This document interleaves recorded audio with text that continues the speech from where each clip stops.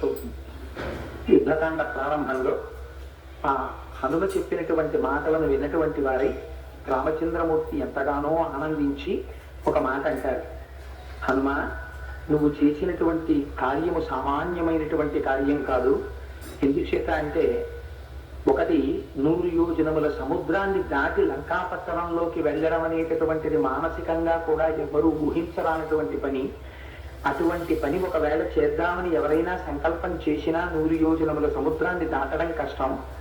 అటువంటి సముద్రాన్ని గడచి కాంచన లంకాపట్టణంలోకి ప్రవేశించి అన్ని కోట్ల మంది రాక్షసుల చేత 10 తలలు కలిగినటువంటి క్రూరుడైన రావణుడి చేత పరిరక్షింపబడుతున్న లంకాపట్టణంలో ప్రవేశించి సీతమ్మ తల్లి దర్శనం చేసి ఏ విధమైనటువంటి అవమానమును పొందకుండా ప్రభువు చెప్పినటువంటి కార్యం కన్నా ఇతోధికంగా ఎక్కువగా ఆ కార్యక్రమాన్ని నిర్వహించి ఆ లంకాపట్టణాన్నంతటినీ కాల్చి అక్కడ ఉండేటటువంటి అనేక ప్రాసాదములను, హర్మ్యములను, వనములను భంజించి రామచంద్రమూర్తి యొక్క పౌరుష ప్రతాపములు ఏమిటో ఒక్కసారి అక్కడ ఆవిష్కరించి రావణాసురుడికి చెప్పవలసినటువంటి మంచి మాటలు 4 చెప్పి నిన్ను ఎవ్వరూ పట్టలేనటువంటి స్థితిలో క్షేమంగా ఏ అవమానం పొందకుండా తిరిగి రావడం అనేటటువంటిది సామాన్యమైన పని కాదు.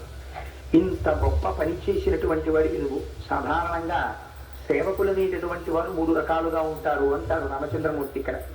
ఒకటి, ప్రభువు చెప్పినటువంటి పని కన్నా తనలో ఉన్న సమర్థత చేత మరింత ఎక్కువ పనిని చేసి ప్రభువు యొక్క మనస్సు గెలుచుకోగలిగినటువంటి సమర్థత కలిగినటువంటి వాడు ఉత్తమమైనటువంటి సేవకుడు.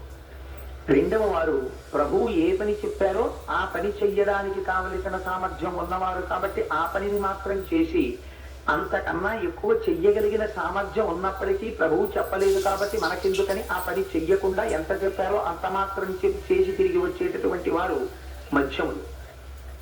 తనకి సమర్థత ఉన్నా నేనెందుకు చెయ్యాలి అని ప్రభువు యొక్క కార్యక్రమాన్ని చెయ్యని వాడు ఎవడుంటాడో వాడు అధముడైన సేవకుడు.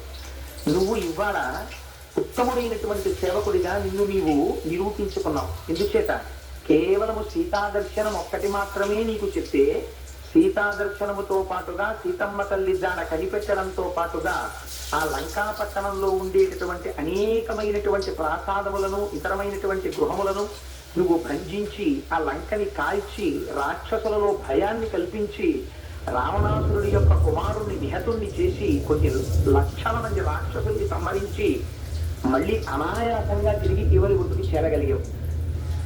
అందుచేత నువ్వు ఉత్తముడైనటువంటి సేవకుడివి. సేవకుణ్ణి అభినందించేటప్పుడు ఒక నియమం ఉంది. ఏదైనా పని యజమాని సేవకుడికి చెప్పినప్పుడు మొదట పొగడకూడదు. మొట్టమొదట పని అప్పచెప్పి పని జరుగుతున్నప్పుడు కానీ పని మధ్యలో కానీ సేవకుడిని పొగడవద్దు అని నీతి శాస్త్రం. పని అయిపోయి తిరిగి వచ్చిన తరువాత మాత్రమే సేవకుడిని యజమాని పొగడాలి. అందుచేత ఆ పనిని ముగించుకుని వచ్చినటువంటి మహానుభావుడు కనుక స్వామి హనుమని కీర్తించిన వారై దీని వెనక ఇంకొక గొప్ప పని చేశావయ్యా హనుమ. శోకతప్త అయినటువంటి సీతమ్మ తల్లి జాడ కనిపెట్టి నా క్షేమ వార్త సీతమ్మకి చెప్పి సీతమ్మ మనస్సులో ఉన్నటువంటి దైన్యాన్ని, దుఃఖాన్ని తొలగించి మళ్ళీ ఆవిడ సుఖాన్ని పొందేటట్టుగా నువ్వు ప్రవర్తించావు. అదేవిధంగా సీతమ్మ తల్లి యొక్క జాడ తెలియకపోవడం వల్ల ప్రాణాలు విడిచిపెట్టడానికి సిద్ధపడిపోతున్నటువంటి స్థితిలోకి వెళ్ళిపోయానా అన్నంతగా దుఃఖాన్ని పొందిన నన్ను ఓరడిల్లింపచేసి మళ్ళీ వచ్చి నాకు సీతమ్మ వార్త చెప్పావు. అటు సీతమ్మకి సంతోషాన్ని ఇచ్చావు, ఇటు నాకు సంతోషాన్ని ఇచ్చావు. నీకు నేను ఏమిచ్చి రుణం తీర్చుకోగలను? ఇవాళ యథాతథంగా నీకివ్వడానికి నా దగ్గర ఏ విధమైనటువంటి వస్తువు లేదు. నీకు నిన్ను ఆనంద పెట్టగలిగినటువంటి వస్తువు ఇవ్వడానికి నా దగ్గర ఏ బహుమతి లేదు. అందుకని నేనేమివ్వగలను? నా దగ్గర ఉన్నది నా దేహమనబడేటటువంటిది ఒక్కటే ఉంది. ఎంత గొప్ప మాట అన్నారో చూడండి. అందుకని నేనేమివ్వగలను? ఒక్కసారి నా దేహంతో నీ దేహాన్ని గాఢాలింగనం చేసుకుంటాను.